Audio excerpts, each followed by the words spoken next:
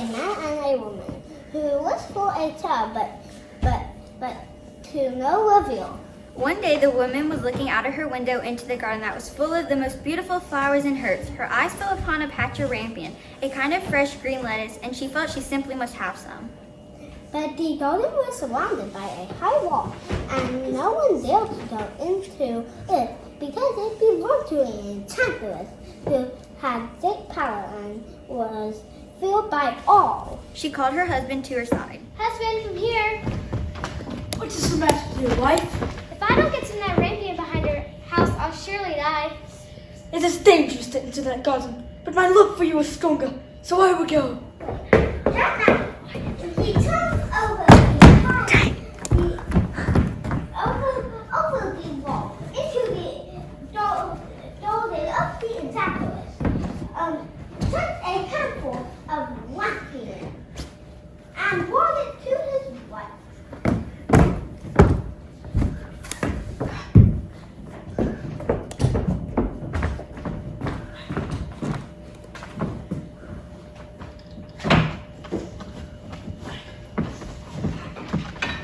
Thank you, my darling. This salad is so good, but I simply must have more. So once again, the husband waited until nightfall and descended into the garden. He was shocked to see the enchantress standing before him. How dare you sneak into my garden and steal my rampion like a common thief? Please have mercy. My wife saw it from her window and felt as if she would die if she did not have some. What you say is true. I will let you take as much as you want of the rampion, but on one condition. The child which your wife will bring into the world, I will take it and take care of it like a mother, and it will not want for anything. The husband was so terrified that he assumed to everything. Soon thereafter, the woman gave birth to a baby girl, and the enchantress appeared at once.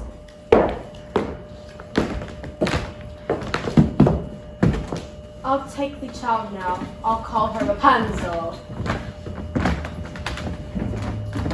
The man and the woman were sad, but they were filled with fear of the enchantress, so they handed over the child. Rapunzel grew into the most beautiful child under the sun. When she was 12 years old, the enchantress set her in a tower in the middle of the forest. It had neither stairs or door, but near the top was a little window. When the enchantress wanted to go in, she placed herself beneath it and sighed out. Rapunzel, Rapunzel, let down your hair to me. Rapunzel had magnificent long hair, fine as spun gold. When she heard the voice of the enchantress, she let down her hair, and the enchantress climbed up on it. After a year or two, it happened that the prince rode through the forest and passed by the tower. Then he heard a song, which was so charming that he stood still and listened. Oh, where can my love be on this morning bright? I watch from my tower by day and night. Oh, sometimes I hear the wind call his name. When I listen again, it's only the rain. The prince was so moved by the sound of her sweet voice, he looked for a door of the tower. When he found none, he rode home. But the ceiling had so deeply touched his heart that every day he went out into the forest and listened to it. One day, when he was standing behind a tree listening to the song, he heard a voice cry out, Rapunzel, Rapunzel, let down your hair to me.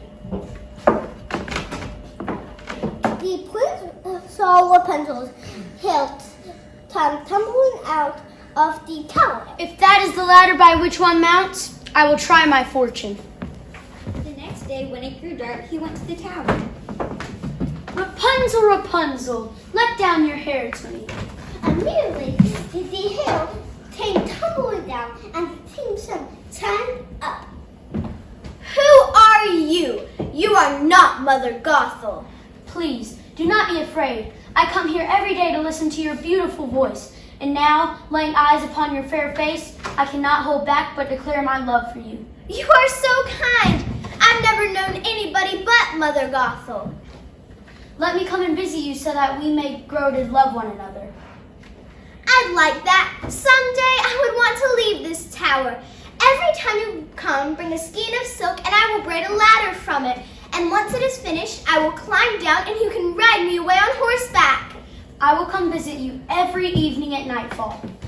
And so it went that Dame Gothel the enchantress was there in the daytime and the prince came at night. The enchantress did not notice a thing until one day after Rapunzel had let her hair down for the old hag. Why is it so that you're so much harder to pull up here than the young prince?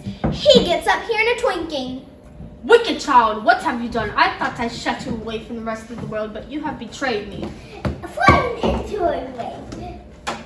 She saw Rapunzel's beautiful hair, wound deep braids around her hands, and tied it off with a pair of scissors. The enchantress was so hard-hearted that she then banished poor Rapunzel to the wilderness where she had to live a terrible wretched estate. That night, the prince came to visit Rapunzel.